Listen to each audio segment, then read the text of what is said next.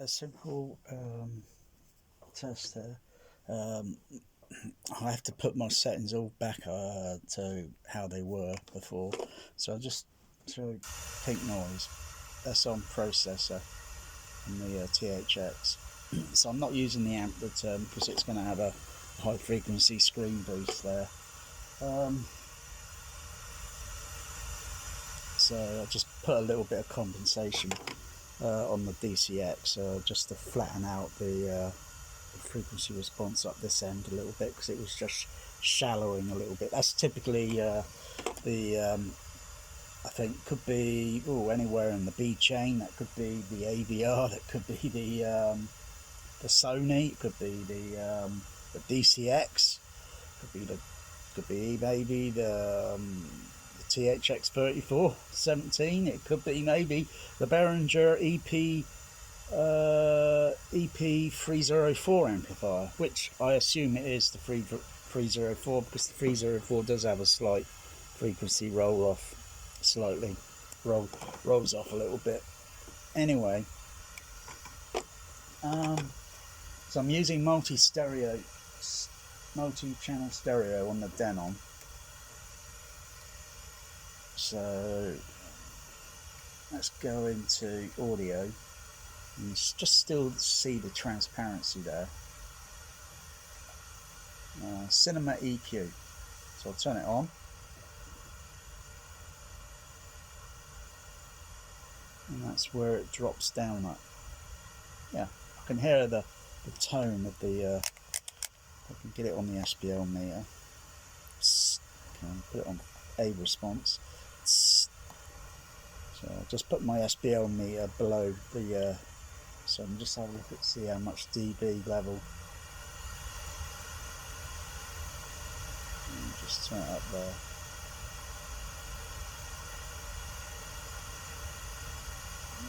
So I get about a 0 dB reading. I'll turn the looks like it's gone up by about 2 point of a 0 in level, so it's very difficult. Difficult to focus on the SPL meter. Get the light angle on it.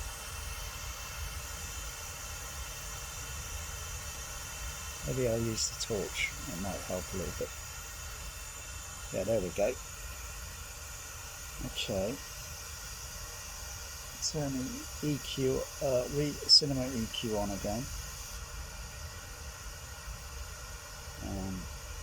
Back off. And it's overexposing the light.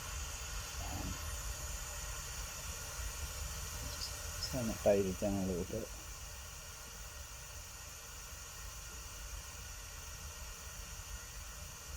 And turn the EQ thing on and off.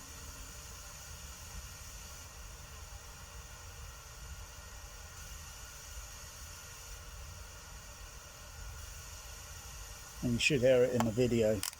You hear it going. Yeah. I kind of prefer the reverse because I rather have a high frequency boost, particularly, on certain high frequencies where they're going to be very hard to perceive. And I'll just simply I'm just going to put the EQ settings back on. Oh, that's how they were on.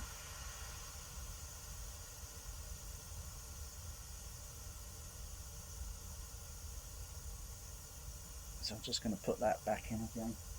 That only helps with the HF horn because I can see where the HF horn characteristic is. That's playing mostly the bass end through the mid, and that's playing full range anyway.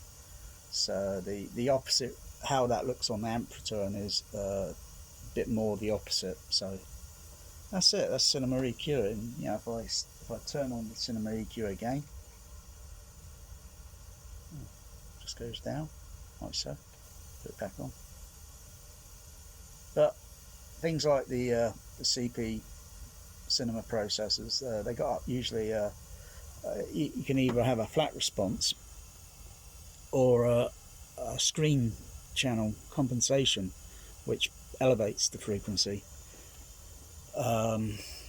When you got speakers behind the screen, it'll just trade off a little bit on the high frequency. It's only a small shallow. I mean, really. But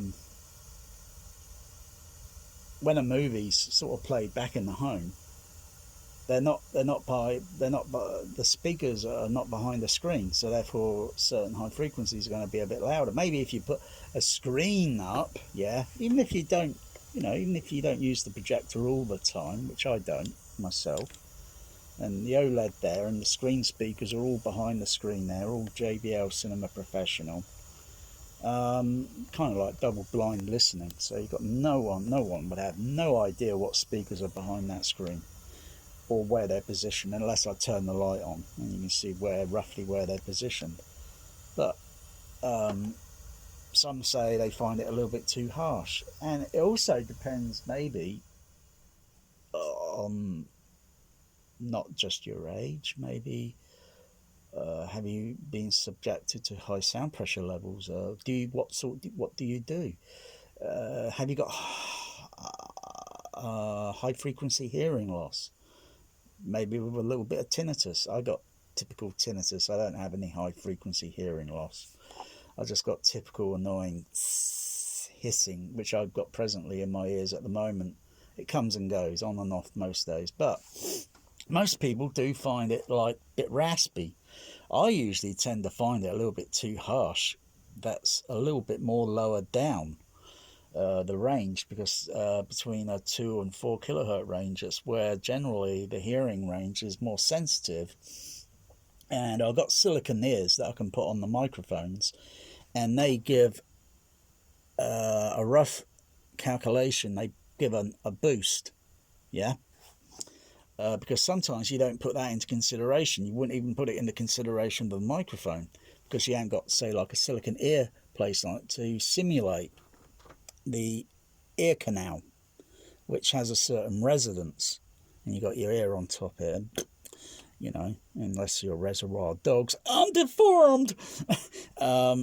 The sound passing down the ear canal and into your ear membrane, and it's got little bones on it, very, very, very delicately, evolutionally, and they respond to the impulses and such, the sound impulses, and move and such, and generally that ear canal has got a resonant frequency, just like any sort of like HF horn, or if say like you get a cardboard tube and you make some sound through it, and you get say scientifically with a speaker with a certain sine wave tone and such, or frequency response sweep, and then you have another tube that's a little different size, and then and then observe, they'll have a certain peak in it, and it's not a big deal. All you do is EQ it,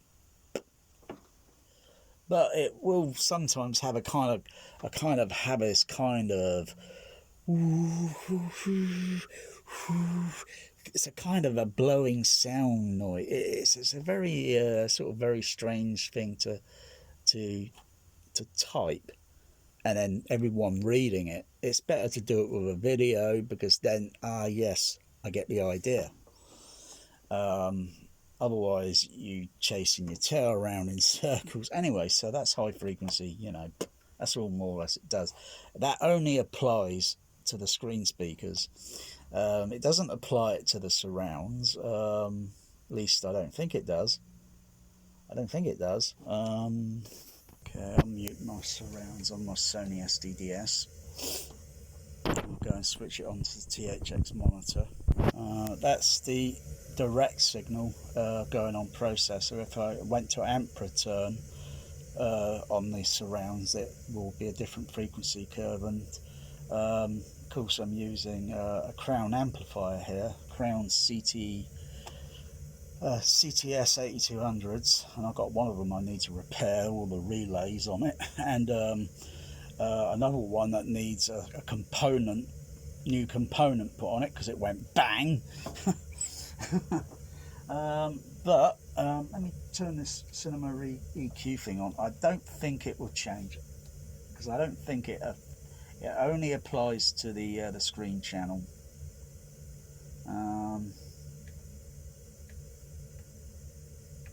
Turn it on and off, on and off. I don't see any change. It only applies to this. Typically for most home theatres, you got only LCR. I'm using 5 screen, so that would also I can use it on my 5 screen because it goes for a special networking 5 screen matrix. Not many people have got that. But no, I've just got a typical bit of high frequency roll off there, which I kind of wouldn't mind adding a little bit of an elevation boost with a high pass filter, and then just raise the level up until it goes flat. Yeah, so this is just looking at my B chain, but I've got a bit of a dip. I've got some PEQ filters randomly placed at specific frequency on the surrounds, just so I get more bass out of it, so to speak, so it sound like a certain cinema, or that's how I heard that movie at that cinema, and I want that sort of more or less similar playback reproduction, so to speak. Most people can't remember how a film sounded at a cinema. But yeah, I'm a bit disappointed with that frequency roll off there on the Crown amplifier, really. I mean, that's a bit of a shallow. That's a bit more steeper than the Behringer EP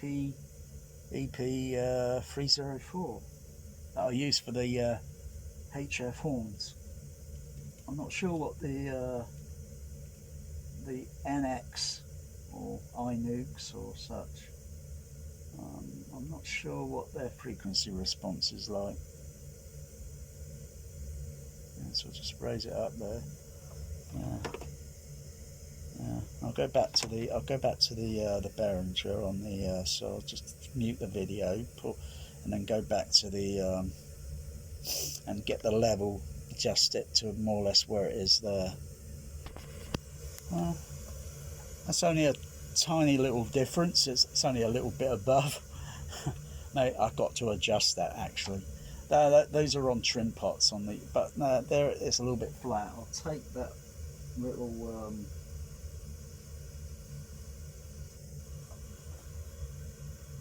yeah, it only rolls off at about that part of the frequency range on the you know. So most people say they think this amplifier is this and that, and so unless you can prove it otherwise with a, you know, with something like that, then, you know, everyone's saying this and that, you know. Just show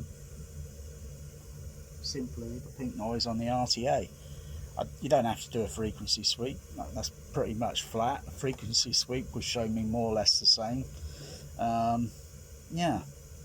So Cinema EQ, and whether you want to embrace it it's making sure you got all your LCR, typical your common LCR. They have to be all at the same height level. Can't have a center speaker up here and your left and right down here, and they can't be mix matched. They got to be the same speaker. Got to be the same speaker. That's what they use for dubbing stage. That's what they use for reproduction playback in cinemas. They got to be the same, and they got to be thoroughly tested. That meaning putting the microphones near them, testing the each component out, do the frequency sweeps, because ideally they should all be the same. And also check the crossover, passive crossovers, put a connection on it, run the frequency sweep through it, and then look at the overlays, do those passive crossovers all match. I'll be surprised if they did, or if a few of them are out of position a little bit. You know, that's what test equipment's for. That's what ASR is. It's for measuring. It's all about the measuring. You don't have to buy an AP. All I'm using is a simple THX 3417. It's affordable. There are a lot of booth monitors that you can get, and then you can check these things. As well as most cinema booth monitors, they'll also add a frequency boost. I think there's some Crown amplifiers. Oh gosh, I'm not sure. I was looking at these. No, not Crown, QSC amplifiers, but I'm sure Crown do them as well. I was looking at some QSC amplifiers, and they got screen compensation boosting, and they got them in different flavors. They're just prefix. There's nothing more than a they say like a high pass filter on a Behringer DCX, and you just raise the level up and observe the frequency, and then you can see that the very top part here is peaky, and you know, if you can hear that high frequency right up at near 18,000 kilohertz or something, great, you're doing well.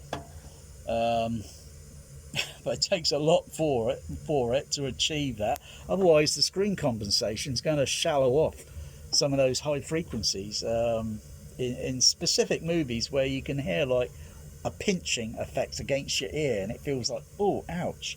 And it's just a pinching effect. That's because on the SBL meter there, it's going to read very high, but to your hearing, or our hearing, or the individual, which may have a slight, our hearing rolls off slightly naturally. You need quite a bit to compensate to perceive that frequency. You can listen with other frequencies by doing sine wave tone tests, and you know, oh yeah, I can still hear that tone and that tone and that tone on, say, headphones in a quiet room at night time with no other interruptions, and you can hear these tones still just faintly, very faintly, and it's like minus 90 dB. You know, that's a ridiculously very low noise floor. And if you could just still hear those tones, then yeah, you're doing fine. And also depends on the headphones, of course. You know, so you got to thoroughly check the headphones, do a frequency sweep, what their characteristic is. Try and get them EQ'd, those headphones, so they're flat. Okay, our hearing isn't flat. Our hearing is, we have to have an elevation on the bass to perceive, and as you go through up to the high range, it has to dip down a little bit and then go back up again. The dip going down is where our hearing ear canal is, and that's where we get this peak frequency, more sensitive, so to speak.